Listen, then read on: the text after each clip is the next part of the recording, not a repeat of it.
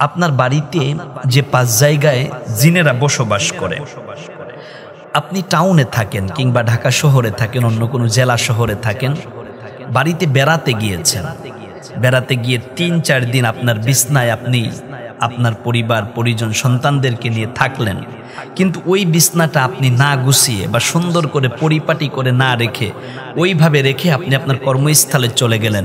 মাসের পর মাস, বছরের পর বছর ওই বিছনাটা ওইভাবে পড়ে থাকে, ওই জায়গায় জিনেরা বসবাস শুরু করে দেয়। এজন্য আপনি যখনই আপনার বাড়িতে ৩-৪ দিন কিংবা ৫ দিন থেকে আপনার কর্মস্থলে চলে যাবেন, তখন আপনার ওই বিছনাগুলো সুন্দর করে আপনি ভাঁজ করে পরিষ্কার করে রেখে তারপরে যাবেন। দ্বিতীয়ত, আমরা আলমারিতে, শোকেসে কিংবা আমাদের ওয়ার্ড্রোবে আমাদের কাপড় চোপড়গুলো ভাঁজ করে রেখে দেই।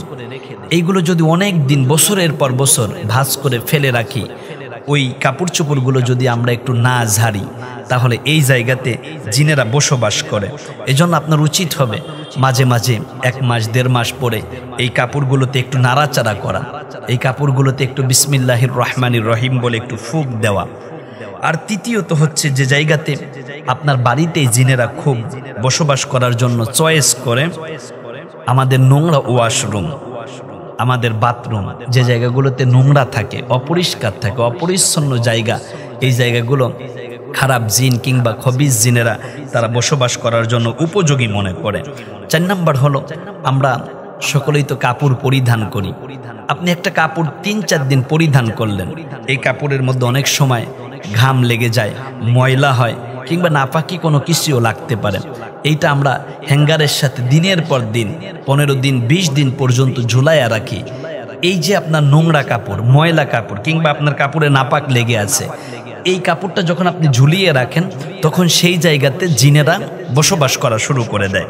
ওই কাপড় পরবর্তীতে আপনি যখন পরেন পরিষ্কার না করে, তখন জিনেরা আপনার উপরে আসর করতে থাকে। পঞ্চম, মা বোনেরা খুব দারুণভাবে কথাটা শোনেন, রান্নাঘর।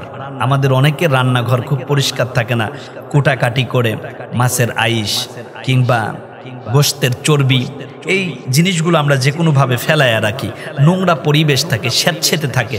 এই জায়গাগুলো জিনেরা খুব দারুণ পছন্দ করে, বসবাসের উপযোগী মনে করে। এজন্য মা বোনেরা, আপনার রান্নাঘরটাকে আপনি খুব সুন্দরভাবে পরিষ্কার করে রাখবেন। আর যখনই আপনি আগুন ধরাতে যাবেন, তখন বলবেন বিসমিল্লাহির রহমানির রহিম। আর আপনার ঘরটা মোছার জন্য আপনি যে পানি ব্যবহার করবেন, সেই পানির মধ্যে বিসমিল্লাহির রহমানির রহিম বলে একটাবার ফুঁক দিবেন।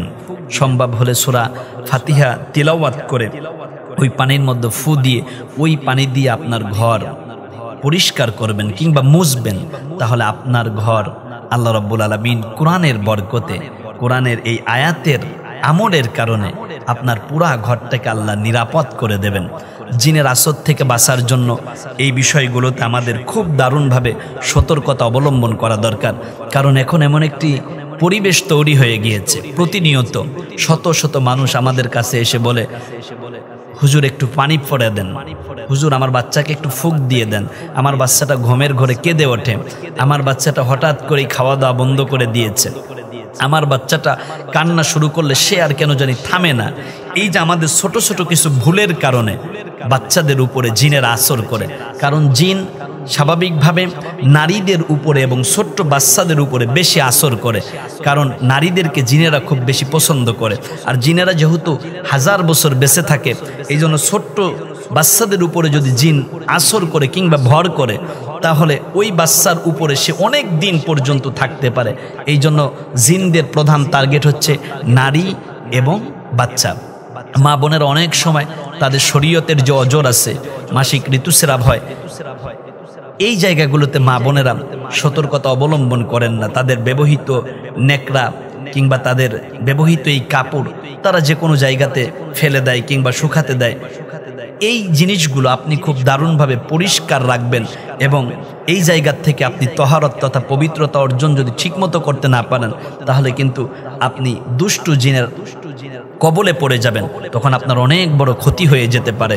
আর এই সিচুয়েশনগুলোতে, এই অবস্থায় যদি জিনেরা আপনার উপর আসর করে, তাহলে সে কিন্তু সারা জীবন আপনার উপরে ভর করতে থাকবে, এমনকি আপনার সাথে সহবাস পর্যন্ত করবে, আপনার বিয়ে হবে, কিন্তু আপনি সন্তান জন্ম দিতে পারবেন না। কারণ এই জিনেরা কশ্চিনকালেও, দুষ্ট জিনেরা কশ্চিনকালে কখনো চাইবে না যে আপনি সন্তানের মা হন। আপনি বাচ্চা কনসেপ্ট করবেন, কিন্তু দেখা যাবে জিনেরা বাচ্চাকে নষ্ট করে দেবে। এই জন্য মা বোনেরা খুব সতর্কতার সাথে পথ চলতে হবে। আমাদের জীবনযাত্রাকে আরও উন্নত করার জন্য আল্লাহর কোরআনের কাছে আসতে হবে, রসুলের সুন্নাহ অনুসরণ করতে হবে, তবেই আমরা আমাদের জীবনটাকে আলোকিত এবং আলোড়িত করতে পারবো। এজন্য সম্মানিত ভাই বোন, যে বিষয়গুলো আমি আপনাদেরকে দারুণভাবে বোঝানোর চেষ্টা করেছি, এই বিষয়গুলোর উপর আমল করুন। আপনি নিজে সেফ থাকুন, আপনার বাচ্চাকে সেফ রাখুন। আল্লাহ যেন তার আপন কুদরতে আমাদেরকে রহম করেন, আল্লাহ যেন আমাদেরকে ভালো রাখেন। আসসালামু আলাইকুম ওয়া রাহমাতুল্লাহি ওয়া বারাকাতুহু।